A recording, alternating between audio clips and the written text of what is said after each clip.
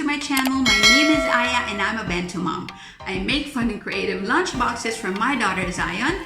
I'm also into gardening and homemaking, and I also love food, travel, and shopping. So if these are the things that interest you, please keep on watching. So it's Tuesday today, so it's August 29, 2023. It's the second week of Zion's back to school. Today, we're gonna be preparing another very quick and easy bento creation for you. So let's check out and see what the ingredients are and kung ano yung i-prepare natin for today. So for today, we're gonna be doing an animal-inspired bento. Just because I bought a pasta that is animal shaped. So this one is from Little Pasta Organics.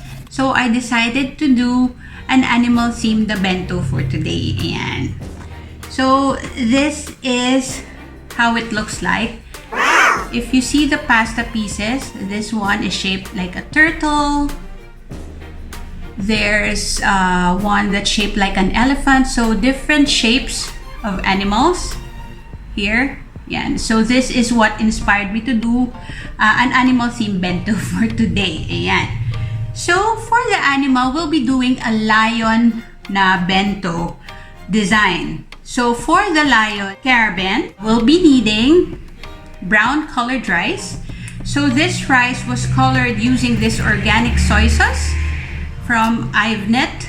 So this is a very healthy option to the regular soy sauce. This is actually good for kids and babies. There. And then we also need just a little bit of plain rice or white rice.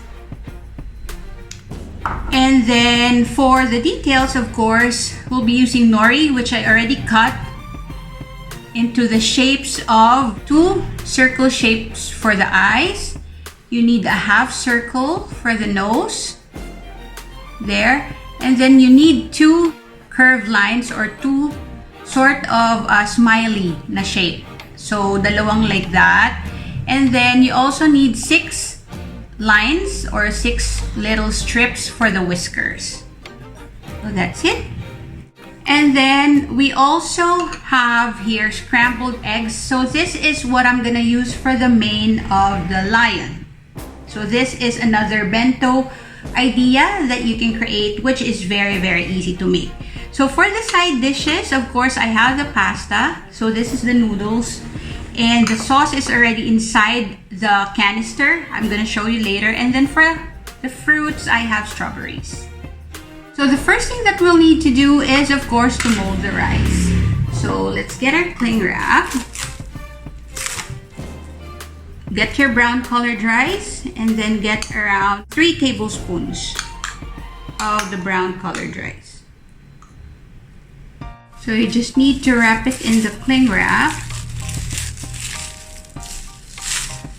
for you to be able to mold the rice. So you just need to mold it into a round shape. So here is what it looks like. So you mold one big round shape or circle shape for the head there. And then you also need to mold 2 little circles for the ears out of the brown rice. There.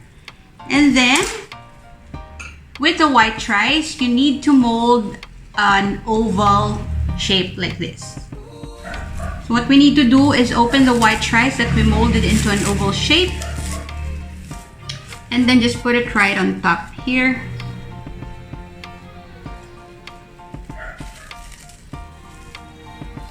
There. Then just put the details out of the nori that you cut.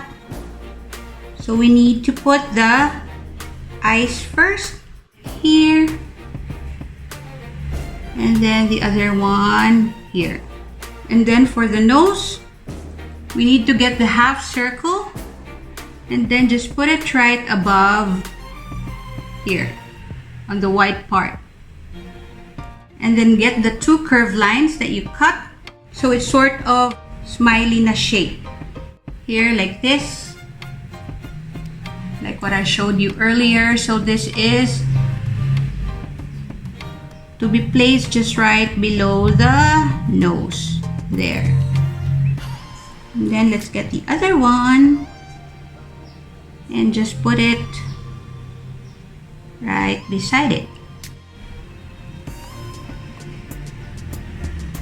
So just put the whiskers here, just right beside the white rice.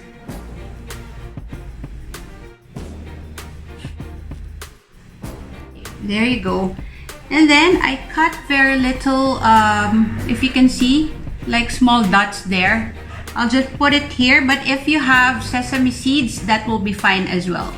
So this is just for the details here on the lion's nose. But again, you can also use black sesame seeds. There. Set this one aside and let's get our bento box. So I'll put aside the ingredients and I'll just leave the scrambled egg. So this is the box that we're gonna be using. So this is again from Bolly Baby. There. So inside this canister is the pasta sauce. So it's still hot. You can see there's the moisture on the cover. So we'll just put it back. It's just that Zion wants her food warm or hot. That's why I already placed it inside the canister after I cooked it. So for the lion, we'll just put the egg here. So the egg will serve as the main of the lion. So we'll just spread it across this portion. Okay, and then we'll put the lion that we've created here, just right on top of the rice. There. And then let's put the rest of the eggs here, just around the head of the lion. Okay, so there you go. And then we'll put the ears of the lion. So get the two small circle shapes and then just put it right on top here. So this is gonna be the ear of the lion. There. So here's our lion, Charaben. Right here, we'll just put the fruit. These are the strawberries. And then here, we'll put the pasta. So later, Zion will just pour the sauce over the pasta. Okay.